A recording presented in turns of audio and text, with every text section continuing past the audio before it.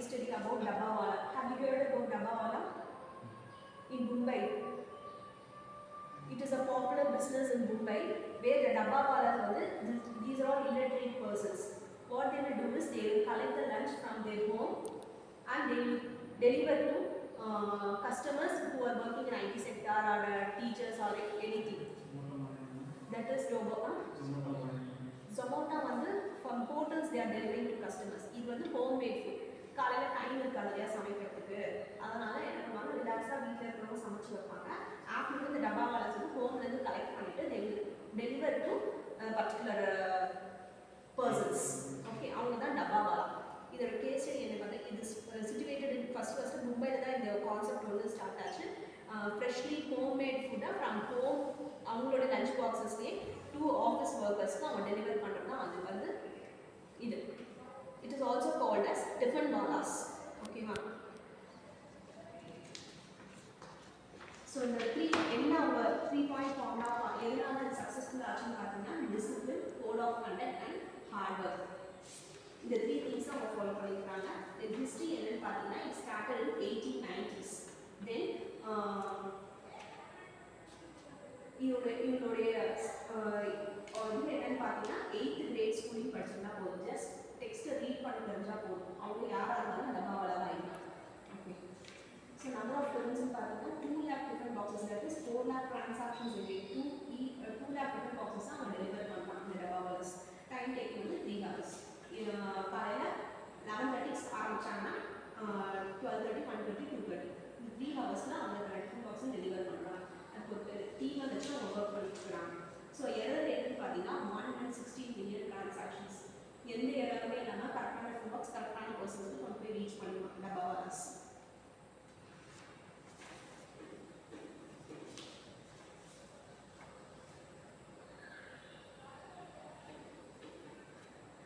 So discipline என்னன்னு பார்த்தீங்கன்னா, அவங்க என்ன எக்ஸ்பெக்ட் பண்ணுறது பார்த்தீங்கன்னா, அந்த ஒர்க்கிங் ஹார்ஸ்ல no alcohol drinking during business hours, wearing white cap during business hours, carry identity cards, இது 3 அவங்க ஃபாலோ பண்ணுவாங்க. நெக்ஸ்ட் கோட் ஆஃப் கண்டக்ட் என்னன்னு பார்த்தீங்கன்னா, அவங்களுக்கு இது என்ன பண்ணுறாங்கன்னு பார்த்தீங்கன்னா, தே ட்ரிங்கிங் ஆன் டியூட்டியில் அவங்க ட்ரிங்க் பண்ணாங்கன்னா rupees 500 ஃபைன் போடுவாங்க. ஸ்மோக் பண்ணாங்கன்னா 100 rupees ஃபைன் போடுவாங்க.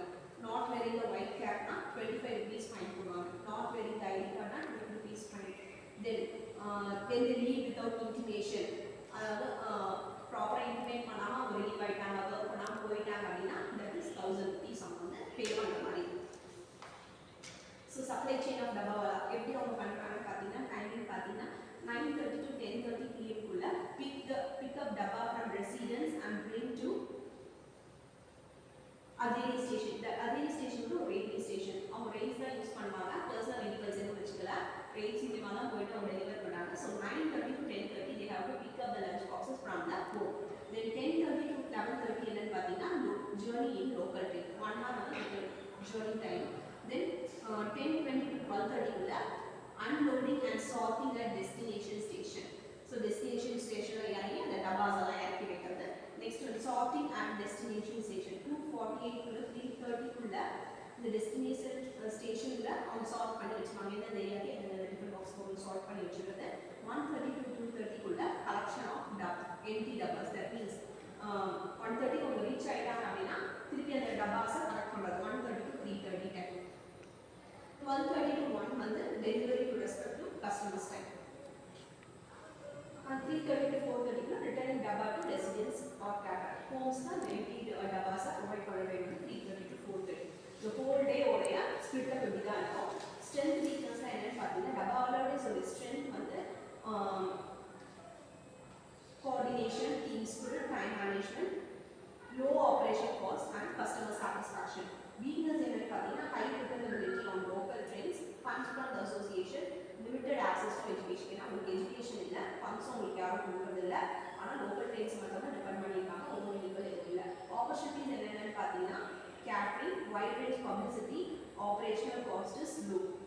தென் த்ரெட்ஸ் என்னென்னு பார்த்தீங்கன்னா, change in timings, company transport, indirect threats from fast foods and hotels.